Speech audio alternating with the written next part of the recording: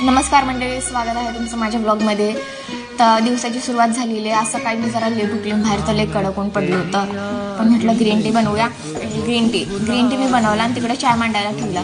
पण काल तर जसं मला जरा काम होतं म्हणून मी काल ब्लॉग नाही टाकला, परवा पण नाही टाकला.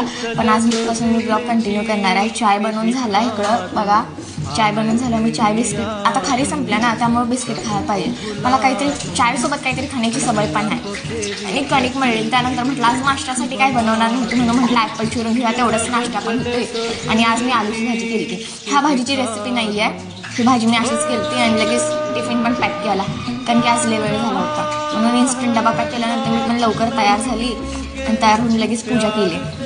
मला तसं कुठं जायचं नव्हतं, पण काय कडक ऊन पडलं होतं म्हणून म्हटलं नंतर सगळे कामं करून उन्हात बसता येईल. तसंच मी गॅस घेऊन थोडा वेळ पिक्चर बघितला आणि नंतर मग प्रेसचे कपडे केले. मग आता म्हटलं जरा उन्हात जाऊन बसूया, कारण की इकडं संध्याकाळी 5 वाजल्यावरच थंडी चालू होत्या. त्यामुळे म्हटलं आज कडक ऊन आहे, थोडं उन्हात जाऊन बसूया. आणि आजचा ब्लॉग इथेच थांबतो. भेटूया उद्या. बाय.